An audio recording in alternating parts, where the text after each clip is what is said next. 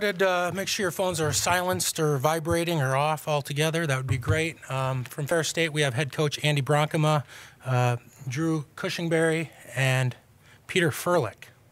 We good? Mm-hmm. All right, we'll start with a statement from head coach, and then we'll take questions for the student athletes. We'll dismiss them back to the locker room, and then we'll take questions for the coach. So, Coach, you want to start with a statement, please? I thought it was a great game. It was back and forth. I'm sure the fans enjoyed it. There's definitely some drama involved with that game, and a little faster pace than the first one, so you got to see a lot of different styles today already. I was proud of our defense because they're hard to guard. They space the floor so well. They're well coached. They saw a few of the things that we were trying to do, and they did expose them. But the shots at the end rimmed out, and it gave us a little advantage, and we made just enough free throws to get to the Final Four. But I'm proud of these guys. I'm happy for Barry. I've had a chance here to hear Coach's story and hear their team's story, and it's a pretty awesome story, as are all the stories here of the teams in the Elite Eight. And somebody's got to go home, and I feel sorry for them and bad for them, but excited for our guys. Questions for the student athletes?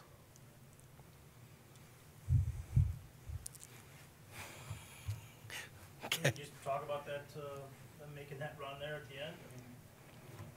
Nerves maybe on your guys' part from the line, or? Yeah, they were just pressure free throws. We should have made those. We shot 16 and 26. We should do better than that. But I mean, we just ended up closing it out at the end. I mean, it was a hard fought battle. So. Go ahead, yeah. For Pete and Andrew, you expected them to be good offensively, one of the top scoring teams in the nation. But how did the actual playing them match up against your expectations? I think that, they space the floor really well. Their point guard, we have a few different ways we can play the ball screen, and the way they were coming off of it and emptying out one side made it hard for us to get over and X that out or scare on that side. There was no one over there to do that for us a lot of times, so they would get wide open threes, and that was just, they had really good spacing of the floor, and they would stack up one side, and it was really hard for us to get over there. Yeah, they play fast, but we play fast also, so we knew that coming into the game. And then they're a really good three-point shooting team. So, I mean, they only got up 25 threes. We were expecting them to get up more, so. Anything else for the student athletes? Go ahead. You came out pretty hot, and, was that sort of like just excitement to be out there, and you felt it early on, or how did that carry out throughout the game? I knew coming into the game I had to be aggressive at the beginning of the game, so that was my goal coming into the game. So, and I seen one drop and then another one drop. So, I mean, and it was a lot of excitement to be here. So. No, you're fine. Go ahead. Looking forward a little bit, I don't know how much the first game you got to see. What do you think of the West Texas matchup? It looked like a really good team. Kind of watch film on them. I'm sure Coach will give us a good scouting report, but they looked really athletic. They looked really good for when we were playing them. So.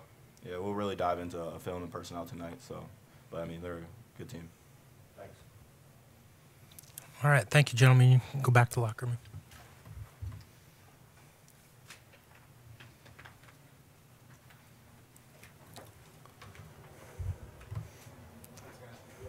We will open up for questions for Coach. Coach, for as exciting as it is to get to the Final Four, is it almost a sense of relief with you were 5 for 10 from the line in the final 25 seconds there? Is it almost a sense of relief that it's over? No relief. We got 2 more games possible, maybe 1, and I think we'll have some relief in the off season when we sit back and reflect a little bit. But there's no time for that, no time for relief.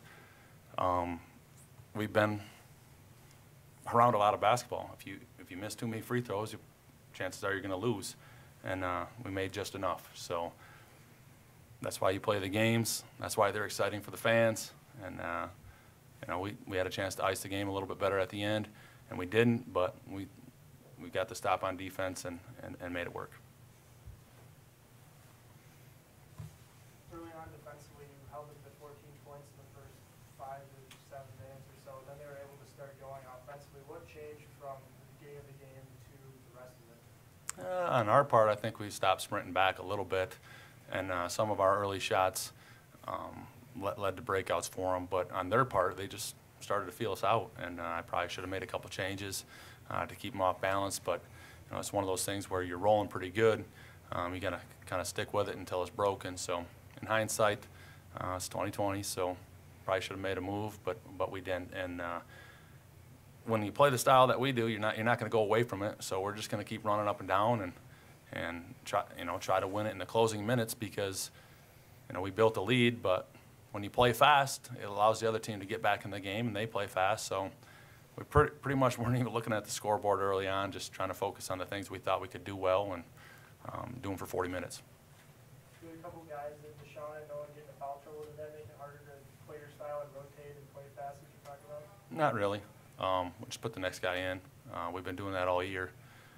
Just if you track the box scores, we have a lot of different guys that were the star of the game. So it was just a little frustrating maybe that a couple of those fouls were mentally undisciplined fouls, and we need to save those for when we're actually out of position, not when we're in position and gambling. So, but you got to move on to the next play. You can't let it beat you twice, and those guys are mentally strong, and they did that.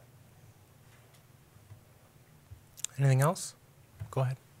Mind talking about West Texas and what your thought on the matchup? I know you had a game to play, so I'm sure your mind is on that. Yep, but we got to watch the whole first game, and I'm impressed with them. They got some really talented players. Coaches recruited a great group of guys, and you pretty much, all the stories are special at this point in the year, and they have a special story, and they're trying to continue it, and so are we. So I expect it to be a great game, and one that, everybody should come out and watch. Division II basketball, I couldn't be a bigger advocate for D2 basketball. There's great venues here, and we're being taken care of in this city, but I'm always a little bit like, why isn't this place packed? These are amazing players and amazing teams, and the price is right too.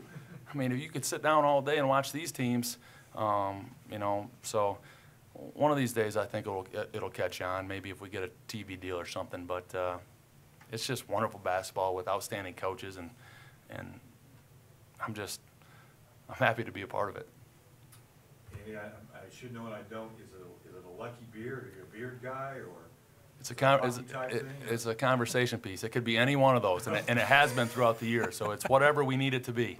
But it's 6 months of growth. So I did trim the mustache because, I like to kiss my wife, and she wasn't having the mustache, so I trimmed that up, but nothing else.